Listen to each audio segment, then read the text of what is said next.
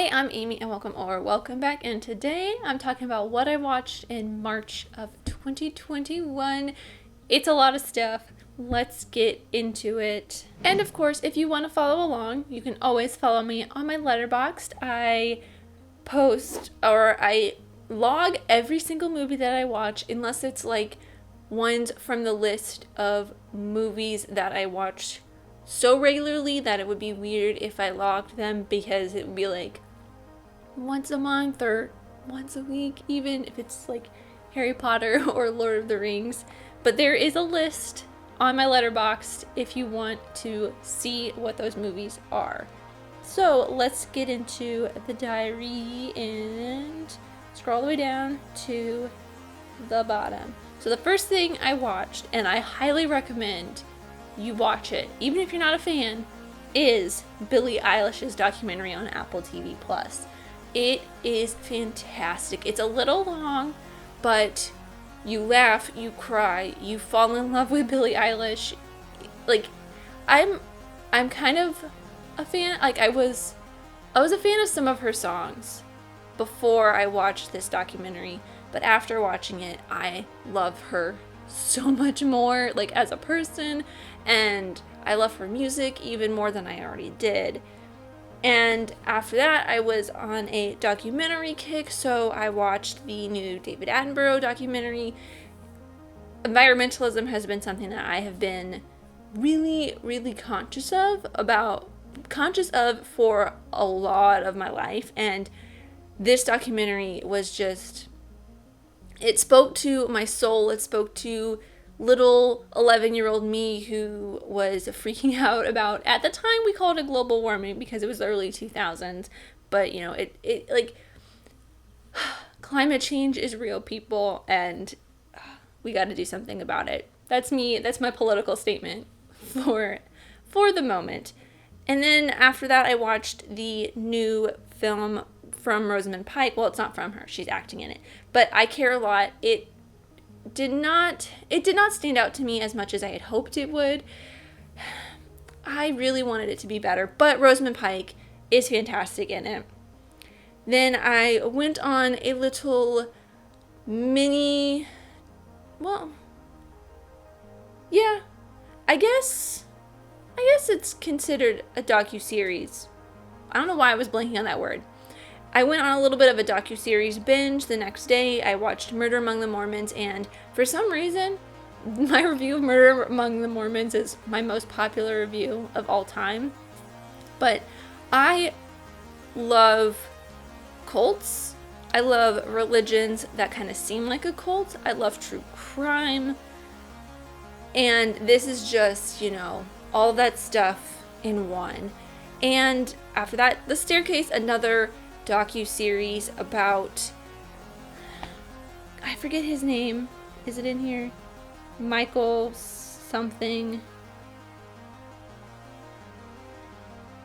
Michael Peterson, which they announced a couple days ago that Colin Firth is going to play Michael Peterson in an HBO series, and I'm very excited about that because, Colin Firth, I think, could be the only person that plays just this weirdly nice, slimy character that Michael Peterson portrays. And I think I watched a lot on that day. And then I watched Moxie, which is Amy Poehler's new film. She directed it. She doesn't star in it, but God, my hair is in my eyes. Sorry. She is the mom. She plays a small part in it. And if you like pop punk, if you like women's empowerment, if you just like a kick-ass movie, I highly recommend it. It's on Netflix. It is, to me, what Booksmart and 8th Grade were, and it's like both of those movies combined into one, but a pop punk version, I think.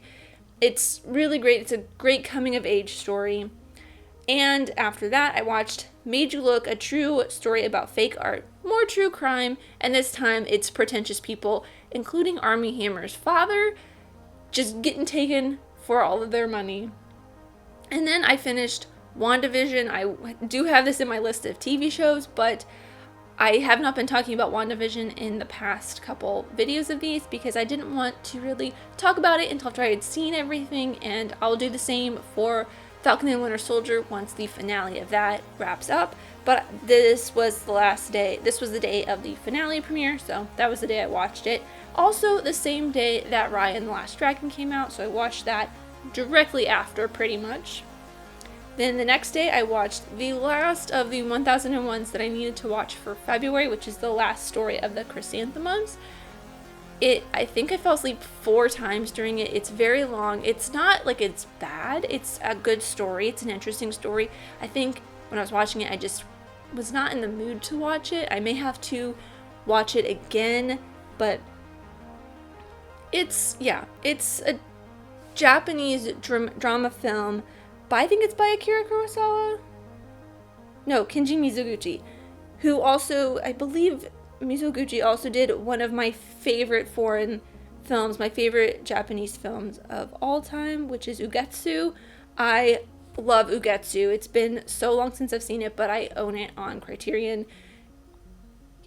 So I don't know why I didn't like Last Chrysanthemum as much. And then I watched A Knight's Tale for the Nostalgia Effect podcast. That episode went up a couple weeks ago. We talk a lot about Paul Bettany's ass, and what else do we talk about?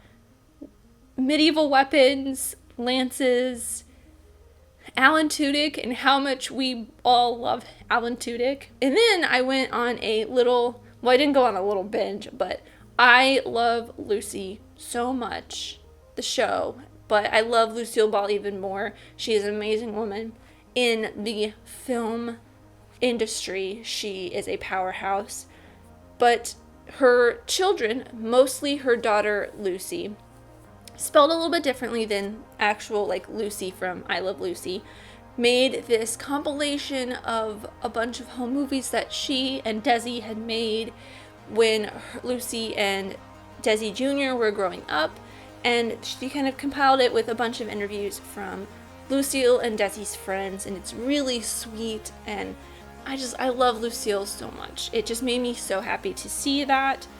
And then on the next day I watched Lucky, which is a new horror film on, well, if it's on Shudder, it's on Shudder. It's a new film on Shudder. It's a horror film.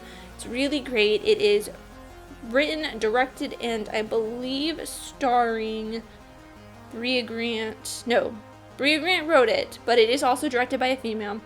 It is starring a female, and it is all about women's, like a female experience with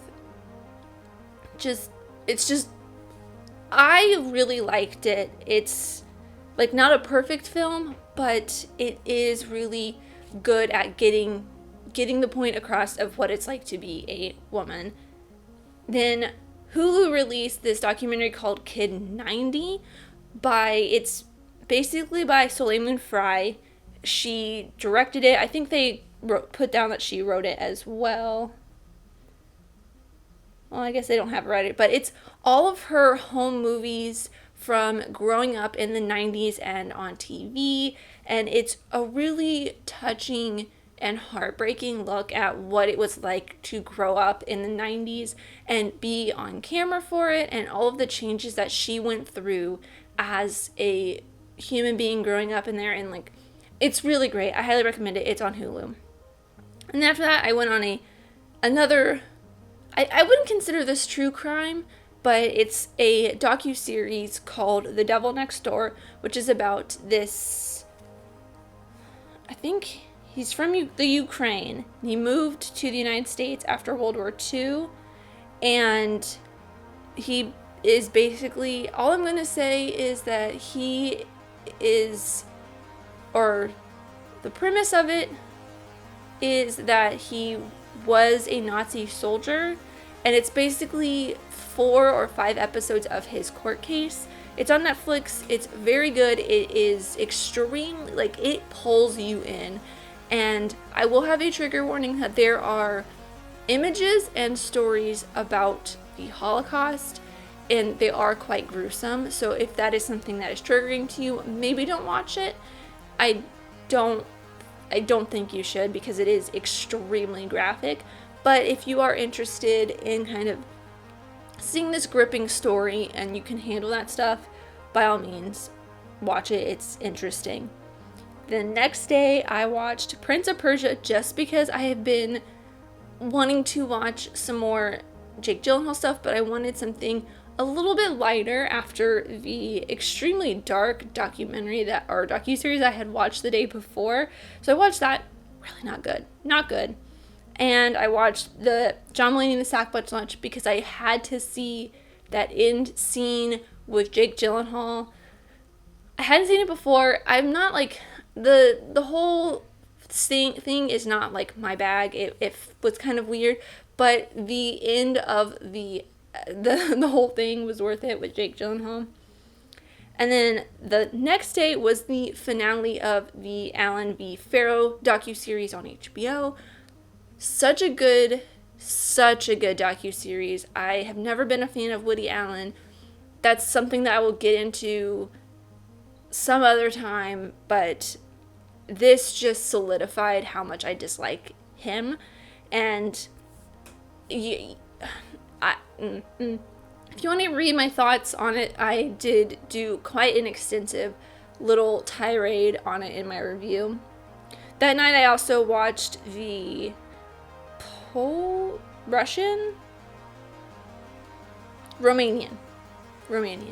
I knew it was an R. But this documentary from Romania about about burn victims after a fire in a nightclub called Collective. It is nominated for an Oscar, and it is absolutely fantastic. It's gripping. The investigative journalism in it is really well done, and you get both sides of the story as well, because the documentary crew also, they followed the newspapers, they followed some of the survivors, and they followed some of the political officials who are trying to help mitigate some of the things that had happened from this fire, and help reestablish hospital protocols and stuff for when burn victims come in, because they weren't getting the proper treatment, and a lot of the burn victims were dying even though they did not have very severe burns, just because they weren't getting the proper treatment and their medical supplies were not being cleaned properly. It goes into this whole big thing. It's worth watching. I believe it is available worldwide. Yeah, it's on Hulu now. So it's available to watch because it is nominated for an Academy Award. I highly recommend it. And that kind of leads me into what I'll be talking about next, because the next day was a Monday. I took the day off because I was not feeling that great, and I just spent it watching movies. It was also the same day that Oscar nominations were announced.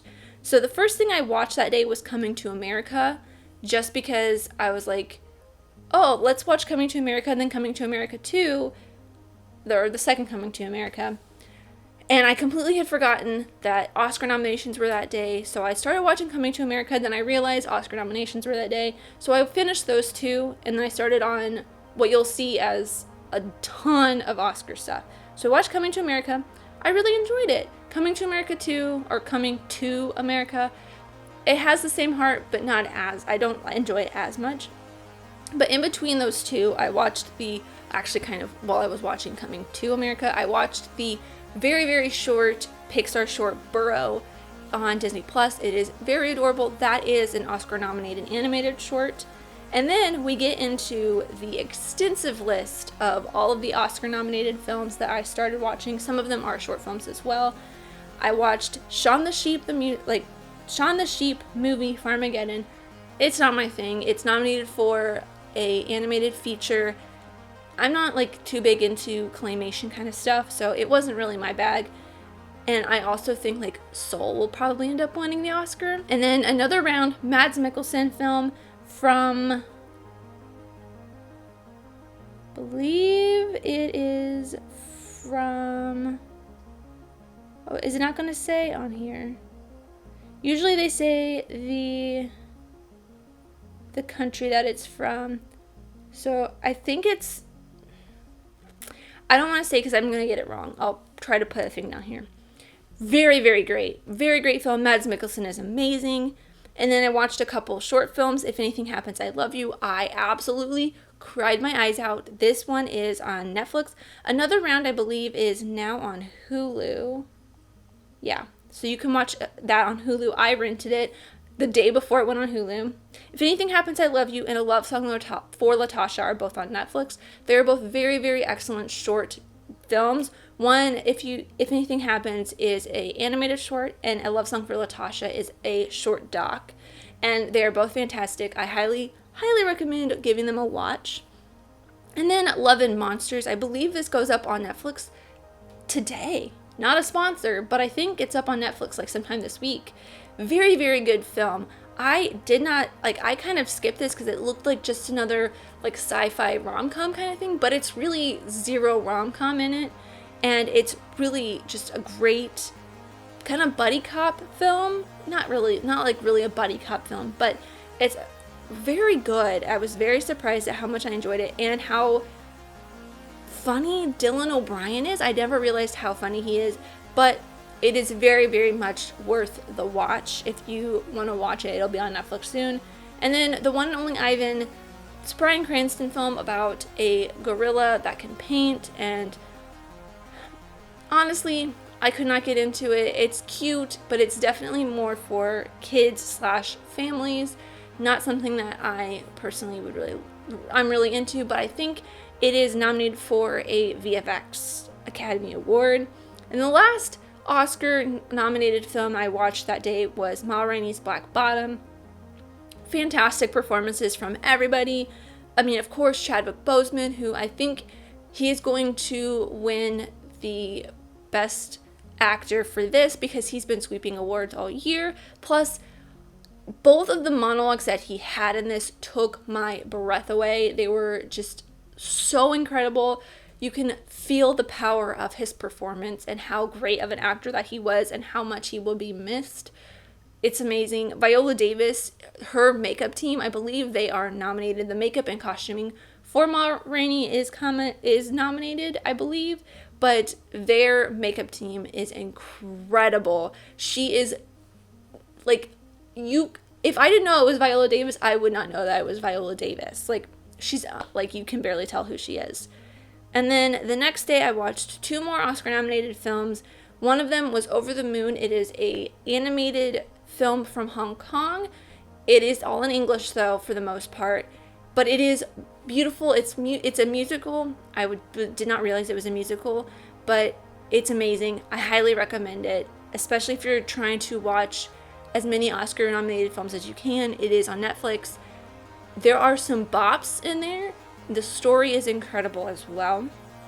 And then in between that and the next Oscar-nominated film I watched the documentary Dick Johnson is Dead. It's not nominated, but it is a very good look at what it's like to live with a parent with Alzheimer's and also process the grief of that. It's interesting to see how the director of this processes her father having Alzheimer's and how he's going to die, and also processing the grief of her mother having Alzheimer's and passing away from that as well.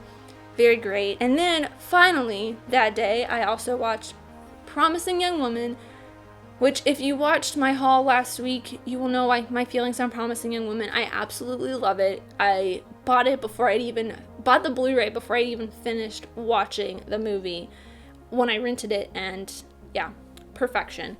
And then I watched, the next day, I went on another true crime docuseries and watched the Lorena Bobbitt docuseries, which is just about Lorena Bobbitt. It's called Lorena. It interviews her and her ex-husband and a bunch of other people who were part of the trial. It came out a couple years ago, so it's relatively recent, and it's chronicling what happened and their lives up till now. And oh my god, I think his name is John Wayne. John Wayne Bobbitt is an actual monster. I hate him so much.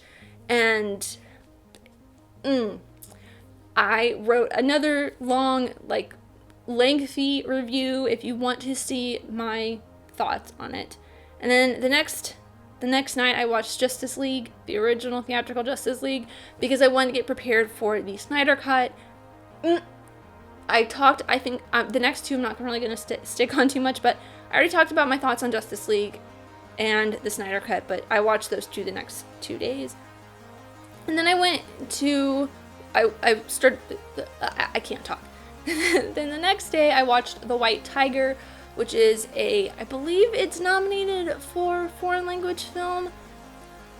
I can't remember. Maybe it's for story. It's for best adapted screenplay.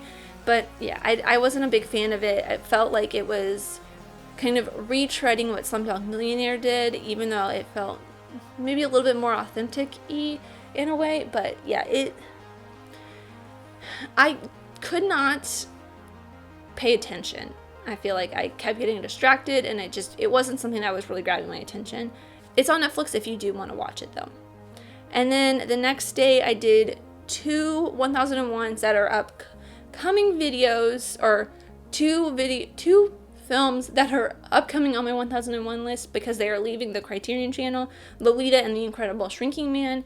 I will be doing, possibly, depending on what my patrons vote on, doing videos for these two in the future. We'll see.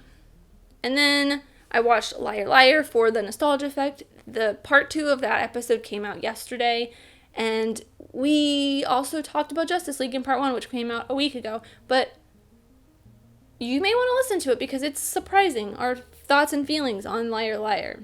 It's a movie that nobody talks about. The next day I watched Prometheus because that was the bonus features video for Patreon.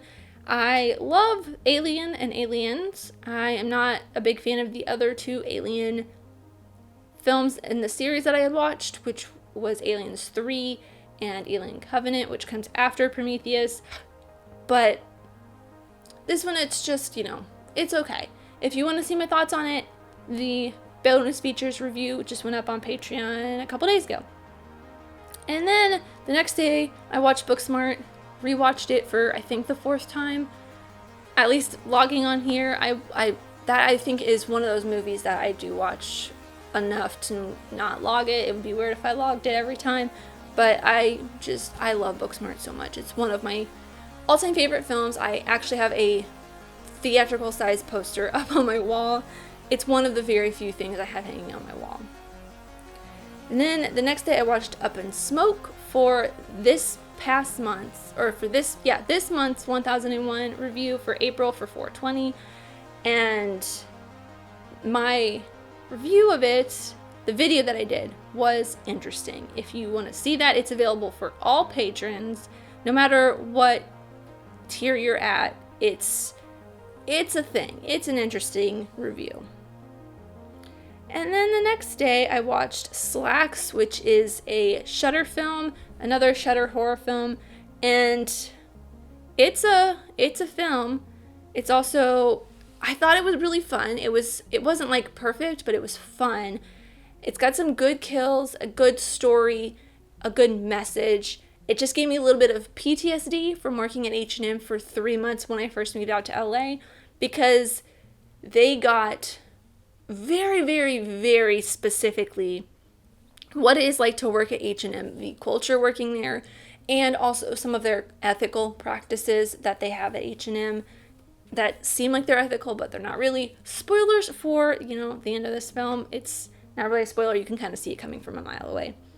And then I watched a couple more Oscar-nominated films. The Mole Agent, which I believe is nominated. I can't remember if it's nominated for foreign language or for documentary, but that is on Hulu. I highly recommend it. It's very touching, and it's an interesting look at what the healthcare system is like for elderly people. Not necessarily the healthcare system, but what it's like for maybe elderly people to live in a assisted care facility, and I highly recommend it. I highly recommend a lot of these, especially most of the Oscar-nominated films.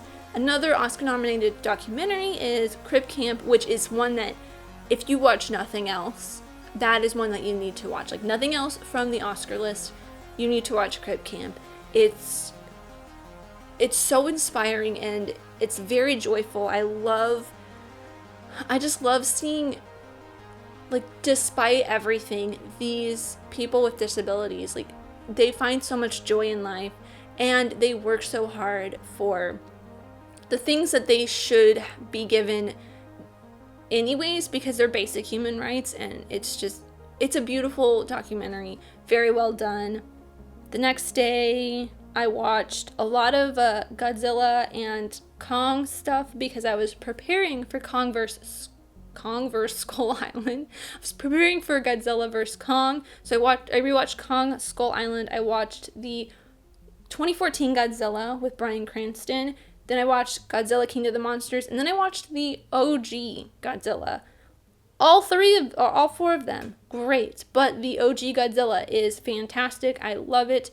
Not disappointed, but I also really love films from the 1950s with kind of crazy special effects, or not the best special effects because they're still learning how to do special effects. And then the last day of March, I watched Godzilla vs. Kong. Fantastic, a lot better than I expected it to be. Pee-wee's Big Adventure, I rewatched that because I wanted to watch something, kind of fun. And then I watched Batteries Not Included, which is a movie that I had heard a lot about, did not know anything about it, and it did not disappoint either. It's like not the best movie.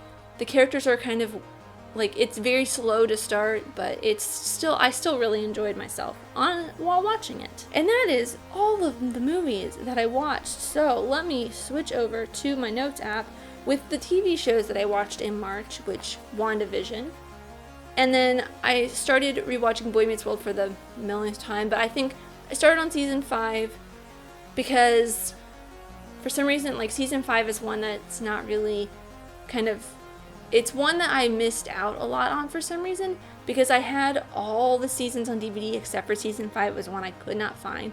So I'm trying to watch that a little bit more, get that a little bit more in my memory bank, because it's one that I don't know. It's a season I don't know as well as the rest. I also watched random episodes of Psych just because I love that series, and that is probably a series that I'll just go back to. That and Parks and Rec, I'll just go watch random episodes, so I may not continue to sprinkle those in. And then I finished How I Met Your Mother for the 3rd time. I think last year and this year I watched the entire series over again around this time of the year, and I really like it a lot. It's not like, it does not hold up very well, but it's kind of like one of those comfort shows like Parks and Rec and Psych and Boy Meets World and I Love Lucy, where it's something that something for me to put on in the background, and I can watch it and, be okay. And then, as always, like every week of the month, I will watch an episode of X-Men the Animated Series, or 2 episodes every week, for the pilot season podcast that I do on Patreon for patrons. Yeah, it's a podcast on Patreon for patrons. And so that's the other TV that I watch. I think that's everything. I do listen to a lot of podcasts, and my Spotify has been very weird, so I actually have been using a playlist. So if you would like to listen to or follow along on some of my very weird podcast listening adventures, I have a playlist. I'll link it down in the description of pretty much, it's a playlist that rotates, or it's updated nearly every day with things I'm listening to, and they're in a specific order because the queue function on my Spotify isn't working. So I use the playlist and I'll update it and reorder things on the order that I'm listening to them while I work. So if you want to use that for inspiration or to find podcasts that I would recommend to you, check it out. There is a lot of stuff on there that's just what I will listen to when I get to it. The stuff at the top are the podcasts I listen to the most, because I'll listen to the newer episodes, and then the podcast episodes at the bottom of the list are things that it's just backfill for me to listen to once I finish the new episodes. I'm gonna try to do this before my camera overheats and turns off yet again, because I've been filming for so long. But that's everything I watched this month. Let me know what you guys watched this month in the comments down below, or any suggestions for what you think I should watch in April.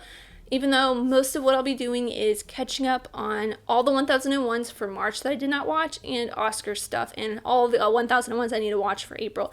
But thank you guys so much for watching. I really, truly do appreciate you. Whoever you are, let me know who you are in the comments down below. And let's be friends. If you enjoyed this, leave a like and subscribe if you're new, because I love talking things, movies, TV shows, filming, film history, all that fun stuff. And I'll see you next time. Bye.